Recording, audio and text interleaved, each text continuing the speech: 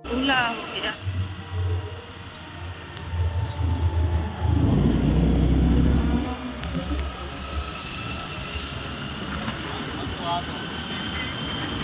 बड़ा मसरूफ है।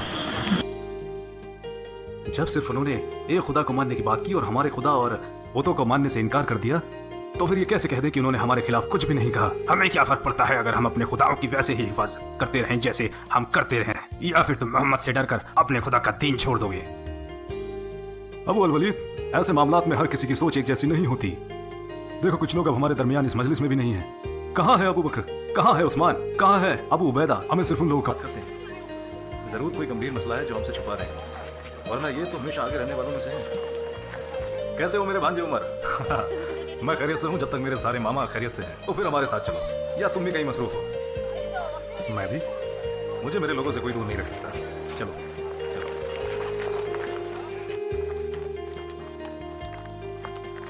अबाबक, अस्नान। कहाँ? मैं कौम की मजलिस में जा रहा हूँ। क्या कुछ नया होने वाला है वहाँ? नहीं, बस वो पुरानी बातें। अगर कुछ नया होता तो तुम्हें जरूर मालूम होता। क्या कोई बात है जहन में? अगर तुम मुझे बताना बेहतर समझो तो शायद मैं तुम्हारी कोई मदद कर सकूं। हाँ, अगर मैं कहूँ वाकई कोई बात है जो हम सबके लिए बेहतर है और मैं ज़्यादा से ज़्यादा अपने लोगों को इस बारे में बताना चाहता हूँ। तुम मेरे सबसे ज़्यादा करीब हो और तुम मेरे। लेकिन बात क्या है? आज मजलिस को छोड़ो और मेरे साथ चलो। अच्छा, एक बात बताओ, तुम अपने भाई के बारे में क्या सोचते हो? कौन? आप? क्या मैंने कभी तुमसे झूठ कहा है? नहीं, बिल्कुल नहीं। बल्कि आप तो सबसे सच्चे और नेक दिल इंसान हैं और हम सबसे ज़्यादा सच्चे मोहम्मद इब्ने अब्दुल्ला हैं। हाँ वाकई, जैसा आपने कहा वो सादिकुल अमीन है। लेकिन आप उनकी बात क्यों कर रहे हैं? कुछ बताएंगे? हाँ बताऊंगा, लेकिन पहले एक वादा करो, तुम इसका जिक्र किसी और से नहीं करो। तुमने वाकई मुझे परेशानी में डाल दिया, मैं वादा करता हूँ। लेकिन मुझे अब लगने लगा है ज़रूर कोई गंभीर मसला है। हाँ वाकई ऐसा है। सारे अरब में पहले कभी किसी ने ऐसा कुछ नहीं सुना होगा जो सबकी ज़िंदगी को सही रास्ते पर ले आएगा। दुनिया में ही नहीं, आखिरत में भी। आखिरत? ये आखिरत क्या है?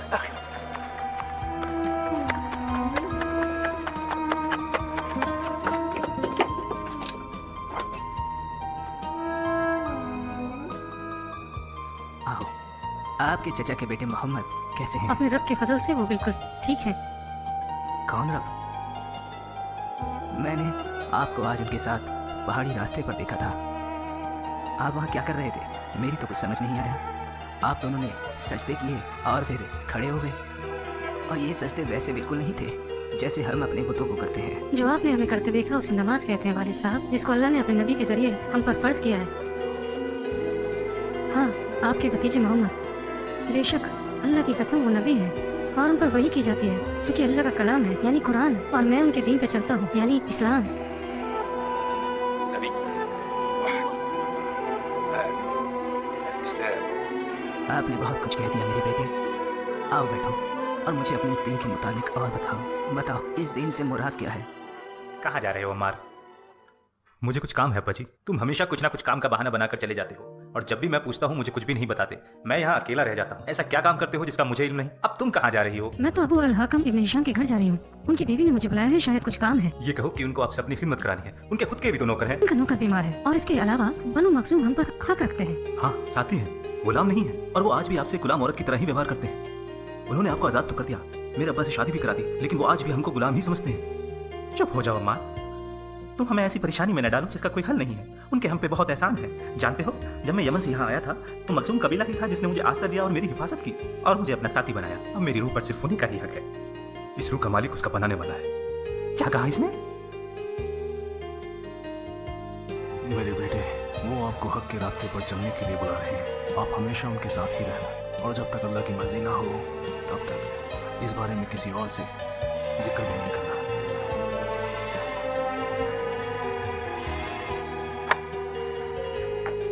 आओ आओ उमर, मेरे भांजे, कैसे हो? यहाँ बैठो। और तुम्हारे बाबा अल खत्ताब कैसे हैं? अच्छे हैं। अच्छा बताओ, आज कैसे आना हुआ? या कोई खास बात है? मैंने कुछ सुना है जो मुझे पसंद नहीं आया। मुझे नहीं लगता आप इस बात से अनजान हैं। तुम्हारा मतलब मोहम्मद,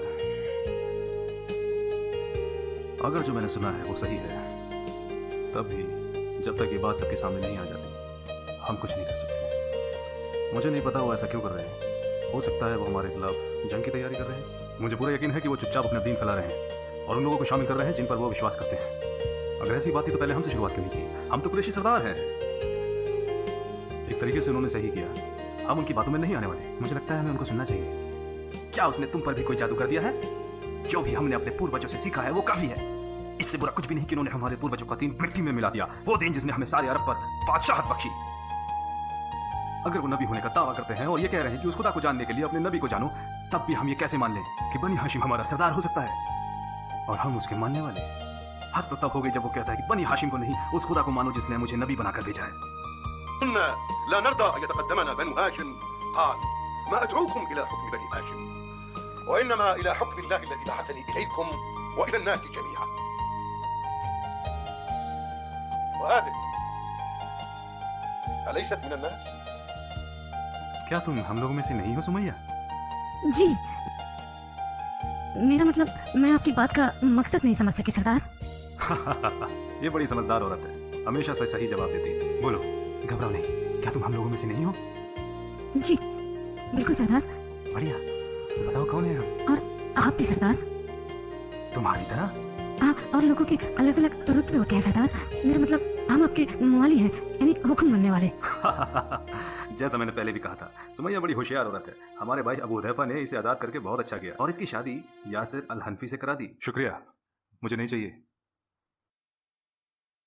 अब तुम समझे भांजे क्यों मोहम्मद लोगों को अपने दीन की तरफ बुला रहा है? ताकि इस बहाने वो नबूवत की आड़ लेकर हम सबके ऊपर राज कर सके। हमारे खुदाओं की कसम, अगर उसने हमसे थोड़ी भी उम्मीद रखी तो उसे मुंह की खानी पड़ेगी। सुमैया, आज हमारी तरफ से सबके लिए खाने का इंतजाम करो, कोई भी भूखा ना रह पाए। और हाँ, कंजूसी बिल्कुल मत करना। जो हुक्म सरदार। इकरिमा, हमारे सभी नौकरों से कहो कि वो लोगों को रात के खाने के लिए बुलाए और कोई भी राहगीर या फकीर भूखा न रहे। देखता हूं वो कैसे लोगों को अपनी तरफ बुलाता है। नबी के मिशन के 3 साल बाद कैसी हो तुम औरतों में क्या कर रहे हो? अब तुम जवान हो गए हो।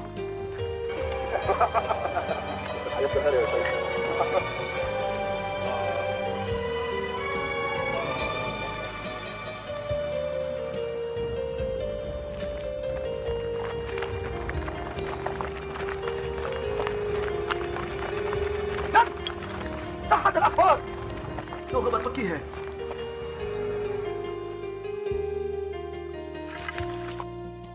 तो तुम लोग ऐसे ही इबादत करते हो। हमें पता चला था कि मोहम्मद ने हमारा दीन छोड़कर खुद का दीन अपना लिया है। जो मैंने अपने कानों से सुना था, आज अपने सामने देख रहा हूं।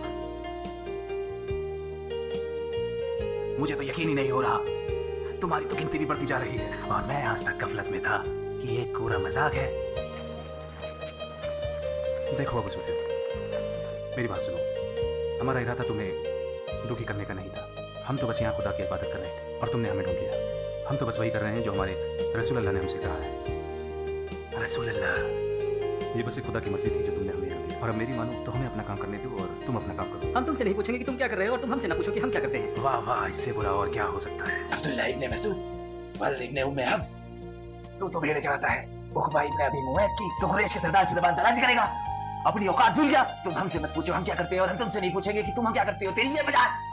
और तुम साथ, तुम भी इन नीच लोगों का साथ दे रहे हो। तुम भी तो हम कुरैश के ज़ोहरा कबीले में से हो। तुम्हारा क्यों दिमाग खराब हो गया है? ये सब मुझसे बेहतर है। हमें तो ऐसा लगता है कि तुम इनसे ज्यादा गए गुजरे हो। जब तक हम तुम्हें तुम्हारी गलतियों का सबक न सिखाते तब तक तुम्हें छोड़ेंगे नहीं। मारो इन्हें, मारो इन्हें।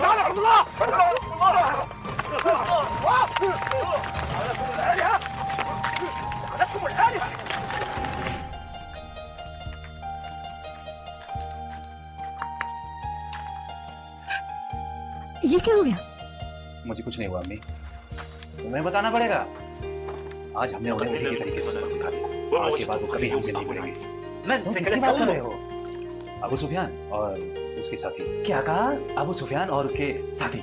अबू सुफियान और उसके साथी। ये तुमने क्या कर दिया बेटे? तुमसे किसने कहा था कुरैशियों से झगड़ा मोल लेने के लिए? क्या तुम्हारा दिमाग खराब हो गया था? क्या तुम भूल गए वो कौन लोग हैं? जानता हूँ, हम कुरैश कबीले से नहीं है बल्कि अंस कबीले से, और मखजूम कबीला हमारा साथी है। और मेरी माँ गुलाम औरत थी अबू हुदैफा की, कुछ भी नहीं बोला। और अगर मैं कुछ भूलने की भी कोशिश करता हूँ ना तो ये कुरैशी मुझे सब याद दिला देते। फिर भी तुम्हारी हिम्मत कैसे हुई? बैठ जाइए, बैठ जाइए, बैठ जाइए। और अम्मी आप भी बैठ जाइए।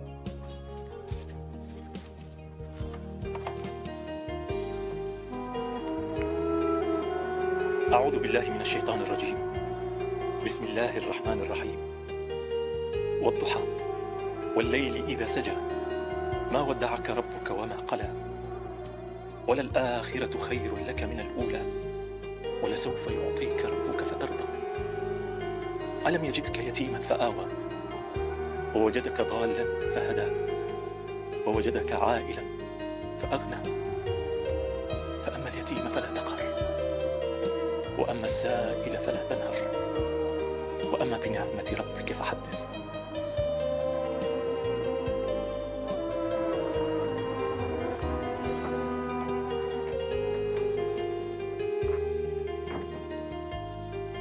ये मैं क्या सुन रहा हूँ अबू सुफियान? क्या ये सच है कि? जी हाँ, वो बिल्कुल सच है। तो जब तुमने उन्हें पहाड़ी पर देखा तो करने देते जो वो कर रहे थे। तो आप क्या सब कुछ जानते हुए भी शुतुरमुर्ग की तरह मुंह छुपाकर बैठे रहेंगे अब्बा जी? कैसे तदबीर करते हैं? मेरा कहना तो यह है कि मेरी बात को ध्यान से सुनो और उस पर अमल करो।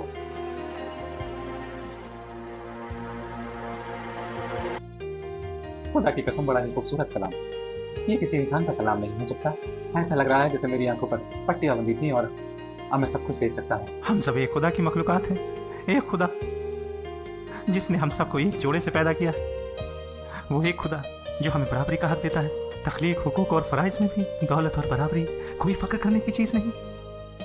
लेकिन अबू सुफियान और उसके परिवार वालों ने जो सलूक साद बिन अबी वक्कास के होते हुए आप लोगों के साथ किया, तो सोचो वो हमारा क्या हाल करेंगे अगर हमने उनके बताए तरीकों को छोड़कर नबी की इब्तिदा करनी शुरू कर दी तो? अम्मार के अब्बू, जब आपको सच्चाई का पता चल ही गया है, जैसे कि हमारे नबी ने बताया, तो अब आपको किसका डर है? हमारे साथी यानी मखजूम कबीले वालों का, या उनके खुदाओं का, या हमारे और आपके सरदारों का? हाँ, ये सच है कि मैं अबू हुदैफा के यहाँ गुलाम औरत थी। वो बड़े ही नेक दिल और ईमानदार इंसान थे। उन्होंने मुझे आज़ाद कर दिया और आपके साथ मेरा ब्याह भी करा दिया। लेकिन कुरैश की औरतें आज भी मुझे एक गुलाम की तरह ही मानती हैं। जब भी वो मुझे देखती है तो बस यही बोलती है कि वो देखो अबू हुदैफा की गुलाम औरत। अगर कोई मुझे अपने पास बुलाता भी है तो सिर्फ अपनी खिदमत कराने के लिए। उन्होंने कभी भी मुझे अपने पास बैठने का मौका नहीं दिया। मगर आज मुझे पता लग चुका है कि मैं किसी की गुलाम नहीं। मेरा मालिक बस वो एक अल्लाह है। अम्मार, मुझे नबी के पास ले चलो ताकि मैं भी इस्लाम कबूल कर लूँ। और अगर तुम्हारे अब्बा नहीं जाना चाहते तो कोई बात नहीं, मैं आगे भी उनकी ऐसी खिदमत करूँगी जैसे पहले करते आई हूँ।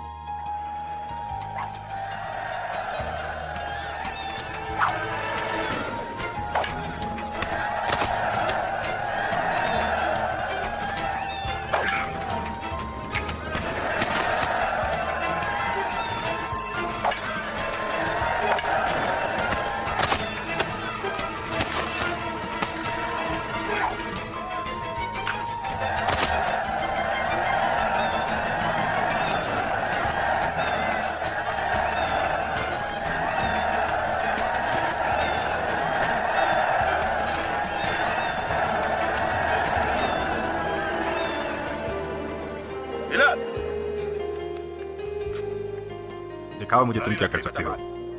लेकिन मैं तो लड़ना ही नहीं चाहता। तेरे चाहने या न चाहने से क्या होता है? तू वो करेगा जो मैं चाहता हूँ। या अब क्या दिखा? طالما هو أبوك فما عسى ابن حمامة أن يصنع مع ذلك الفحل. هيا يا ابن حمامة، أرنا منك اليوم قوة، فإن صرعت فلك عندي جائزة.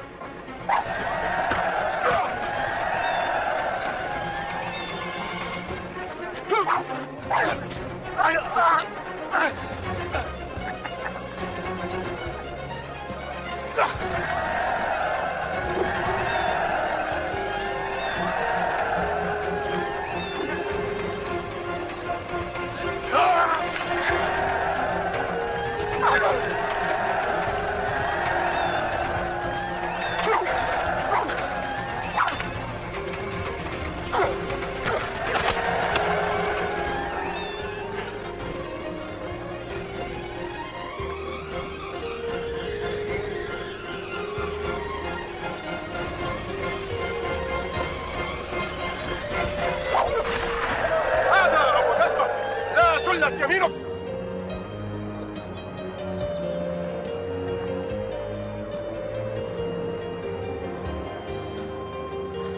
أرقى الحبشي لابن جلدته.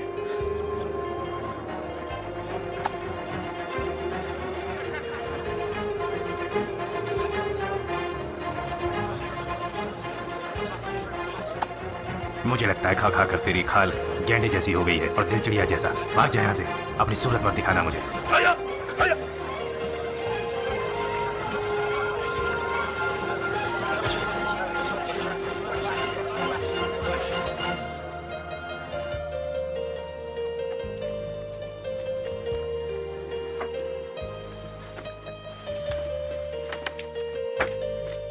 أنت तुम आज बहुत अच्छे लगे।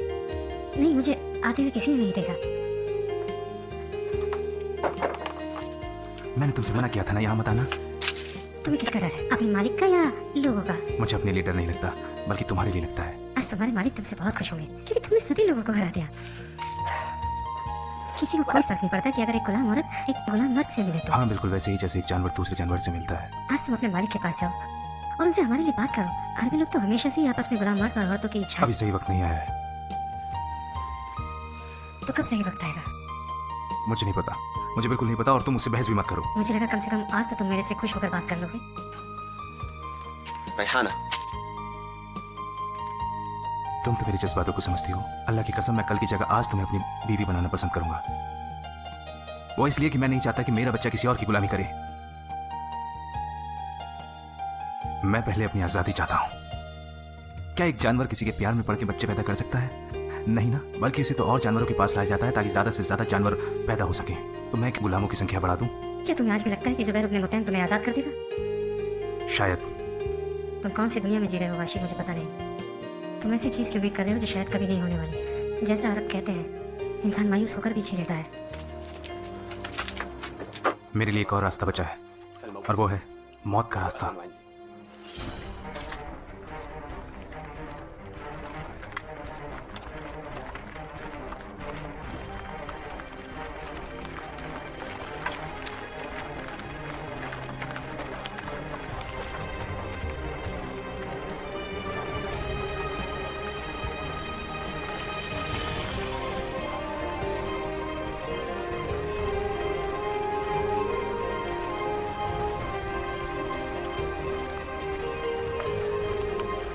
بسم الله الرحمن الرحيم وأنذر عشيرتك الأقربين واخفض جناحك لمن اتبعك من المؤمنين صدق الله العظيم।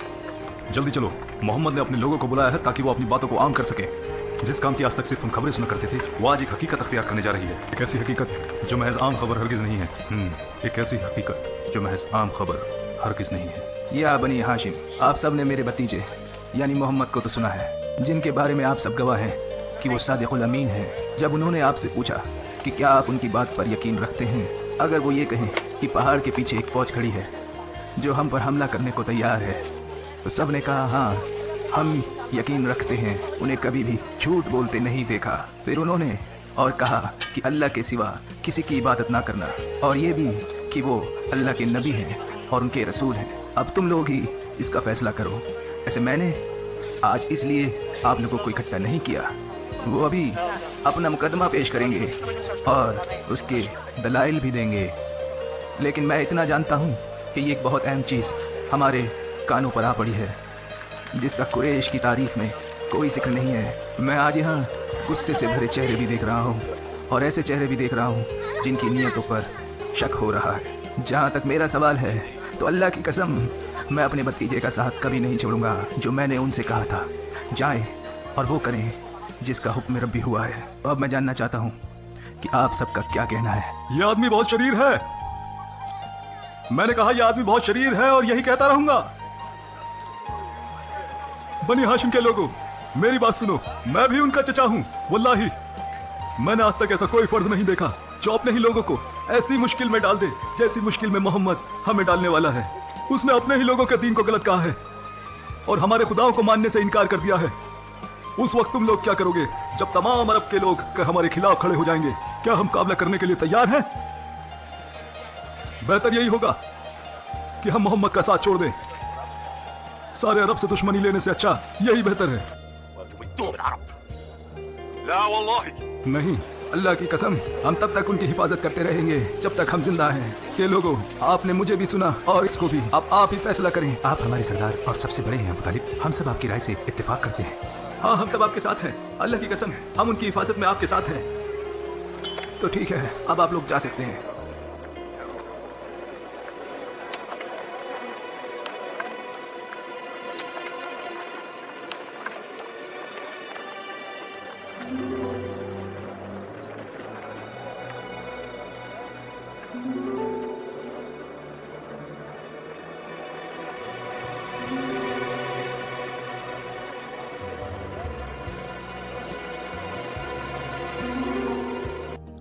उमर, आप क्या सोचते हैं उनके दीन के बारे में? बिल्कुल वही जो आपको सोचना चाहिए, जो कुरैश के हर फर्ज को सोचना चाहिए, जो कोई भी सबको खुश और एक दूसरे के साथ देखना चाहता है, और जिसको रिश्तेदारों के आपस में लड़ाई झगड़े बिल्कुल भी पसंद नहीं, यानी कि एक दूसरे के खिलाफ होना नापसंद है।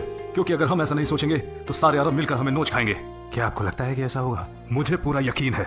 तुम्हें क्या लगता है कि ये सिर्फ बातें हैं जो चंद लोग मांग लेंगे और चंद लोग ठुकरा देंगे?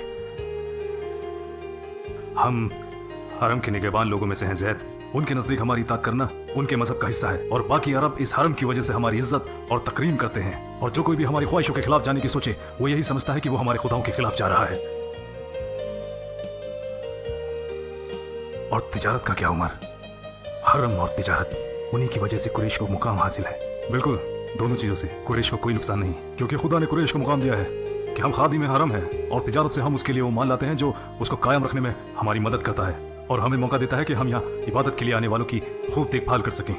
और फिर कुरैश इस पैसे का इस्तेमाल करते हैं ताकि हरम की देखभाल हो सके, और इसीलिए खुदा ने हमें अपने मजहब और दौलत का अमीन बनाया है। इन्हीं दोनों की वजह से आज हम तमाम अरब पर बादशाहत कर रहे हैं। अब तुम ही बताओ, अरबों को कैसा लगेगा जब उन्हें पता चलेगा कि कुरैशियों के अब आपस में ही झगड़े होने शुरू हो गए हैं? तो फिर कुछ लोग उठेंगे और कहेंगे कि कुरैश के मजहब की तो कोई हैसियत ही नहीं है, मतलब कुरैश कोई मुकद्दस कबीला ही नहीं है। ऐसी सूरत में लोग हमारे मजहब पर चलना छोड़ देंगे, और लोग तो हमारे रस्म और रिवाज को भी मानने से इनकार कर देंगे। कुरैशियों की ऐसी हालत देखकर हमारे मजहब पर चलने वाले या तो फिर अपने घरों में ही इबादत करेंगे, या फिर हरम पर कब्जे की नियत से हमारे साथ जंग करेंगे और हमसे छीन लेंगे।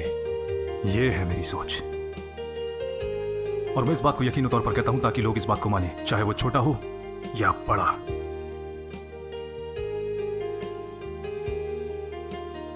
क्या बात है, वहां कुरैश के बड़े लोग मजलिस कर रहे हैं। आओ मेरे साथ चलो। दारुन नदवा में इस बात पर बात करने के लिए सारे लोग इकट्ठा हुए हैं। अभी जैसा आपने कहा कुरैश के बड़े, मेरा वहां क्या काम? ये आप क्या कह रहे हैं? जानते हो ना कि वो किस लिए मिल रहे हैं? ताकि मोहम्मद और उनके दीन के बारे में बात कर सकें। वहाँ कुरैश के हर बड़े कबीले से लोग शामिल हो रहे हैं। क्या ये ठीक होगा कि बनु आदी शामिल ना हो? बनु आदी की तरफ से आप जा तो रहे हैं, लेकिन आप मुझसे बड़े हैं। लेकिन कुरैश भी जानते हैं और मैं भी कि आप मुझसे बेहतर साबित कदम, फसी, बहादुर और मोहतरम है। बस करें, बस मैं इन बातों में नहीं आने वाला। मैं बस ये चाहता हूँ कि आप नहीं, रब काबा की कसम मैं सच ही कह रहा हूँ। इसमें बुराई क्या है कि मेरी जगह मेरा भाई मजलिस में जाए, और हमारे अब्बा अल खत्ताब ने भी तो अपनी जगह मजलिस का नुमाइंदा आप ही को चुना है। बनु आदी कबीला इस बात की तस्लीम करते हैं और आपकी फैसलों की इज्जत करते हैं, और इस बात से कुरैश भी तो खुश हैं। लेकिन मैं खुश नहीं हूँ, समझे तुम? जिसका काम उसी को साझे। और अगर आप इस मजलिस में जा रहे हैं तो ये काफ़ी होगा कि अल खत्ताब खानदान का एक बंदा इसमें हिस्सा ले, ताकि मजलिस में अच्छा हो या बुरा, उसकी जिम्मेदारी सिर्फ एक ही के कंधों पर आए।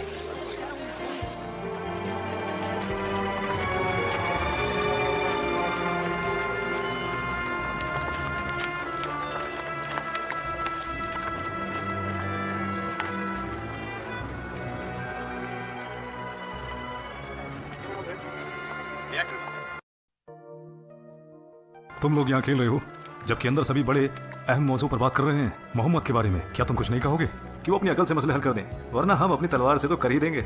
उमर भैया बड़ों की मजलिस में बैठने लगे हैं, हालांकि मुझसे छोटे हैं। उनके वालिद अल खत्ताब ने उनके लिए जगह खाली की और बनु आदिम ने इसको मान लिया। गुस्से के थोड़े तेज हैं, लेकिन इस इज्जत के हकदार हैं। वैसे मैं और उमर रिश्तेदार भी हैं, इसलिए जरा देख के बात करना। खालिद ने ठीक ही कहा। तुमसे किसने कहा कि मैं उमर के बारे में कुछ बुरा बोलने वाला था? तुम्हारी आंखों में नजर आ रहा है, और मैं तुम्हें अच्छी तरीके से जानता हूँ। चलो उमर, ये शर्त मेरे और सफवान के बीच में लगा दो। दो ऊँट की शर्त रही। 2 ऊँट, एक काफी नहीं है क्या? भाई अगर तुम जीत गए तो मजा भी तो दोगुना हो जाएगा, और अगर हार गया तो दुख भी तो दोगुना होगा। अच्छा, तो अब सहरा के सबसे अमीर शख्स सफवान को गरीबी की फिक्र होने लगी, जबकि जनाब एक ऊँट ज़िबा करवाते हैं। वो ऊँट तो सही काम में इस्तेमाल होता है। क्या कहा? तुम लोगों को खिलाते हो ताकि लोग तुम्हें लक़ब दें, सफवान इब्ने उमैया बड़ा मालदार है। भाई जो भी ऐसा कहता है ठीक ही तो कहता है। जानते भी हो लोग अम्र इब्ने आस के बारे में क्या कहते हैं? जब लोग किसी उलझन में पड़े हों और कोई रास्ता समझ ना आए तो सभी अम्र के पास आ जाते हैं। पता नहीं लोग तुम्हारी चालाकी की तारीफ करते हैं या तुम्हारी फरीबी को कोसते हैं। भाई मेरी तो समझ में नहीं आता। नहीं, अगर फैसला उनके हक में जाता है तो लोग चालाकी की तारीफ करते हैं, और अगर उनके खिलाफ होता है तो मक्कारी को कोसते हैं। हाँ, तो क्या कहते हो? 2 ऊँट लगा दे शर्त पे? ठीक है, लगा दो। तो मैं शुरू किससे करूँ? सफवान से? ठीक है, सफवान से। इसे गश्त पड़ने वाली है। अफसोस मेरे भाई, अब तुम भी मेरे साथ ऐसा सलूक करोगे। भाई मैं क्या कर सकता हूँ, मैं तो बस तुम लोगों को खिला रहा हूँ।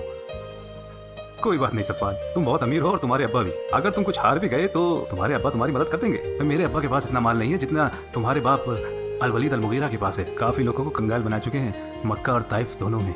मैंने अल्लाह और अल-उज़्ज़ा की इबादत की थी यहाँ आने से पहले, और दोनों के नाम पर जानवर कुर्बान करके लोगों को भी खिलाए थे। शायद तुम्हारी आवाज उन तक पहुंची नहीं, वरना वो तुम्हारी मदद जरूर करते।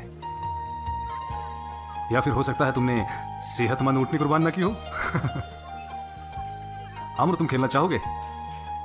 ये सफवान अल्लाह और अल-उज़्ज़ा की इबादत करके यहाँ आया, जो कि उनके लिए पैसे और जानवर भी कुर्बान करता है, और फिर भी हार गया। तो फिर सोचो अल्लाह और उज़्ज़ा मेरे क्या अशर करेंगे, जिसको उनके पास से गुजरे भी महीना हो गया और आज तक बस एक कमजोर सी बकरी उनके नाम पर कुर्बान की है। तुम्हें क्या हो गया अबू जंदल? क्या लगता है अबू जंदल बड़ों की बात सुनने में ज्यादा। أنت صباحا يا أبا بكر. आजकल दारू नदवा नहीं आ रहे हो, तुम्हारी कमी खलती है वहाँ। हाँ मैं थोड़ा मसरूफ हूँ, आप लोग खुद ही संभालें। ना मालूम अबू बकर को क्या हो चला है, अभी हमारी मजलिसों में भी नहीं आते और ना ही ज्यादा लोगों से बात मसरूफ है। जब सिर्फ उन्होंने एक खुदा को मानने की बात की और हमारे खुदा और बुतों को मानने से इनकार कर दिया, तो फिर ये कैसे कह दे कि उन्होंने हमारे खिलाफ कुछ भी नहीं कहा। हमें क्या फर्क पड़ता है अगर हम अपने खुदाओं की वैसे ही हिफाजत करते रहें जैसे हम करते रहे, या फिर तुम मोहम्मद से डरकर अपने खुदा का दीन छोड़ दोगे। अबू अल वलीद, ऐसे मामलात में हर किसी की सोच एक जैसी नहीं होती। देखो कुछ लोग अब हमारे दरमियान इस मजलिस में भी नहीं है। कहाँ है अबू बकर, कहाँ है उस्मान, कहाँ है अबू उबैदा? हमें सिर्फ उन लोगों का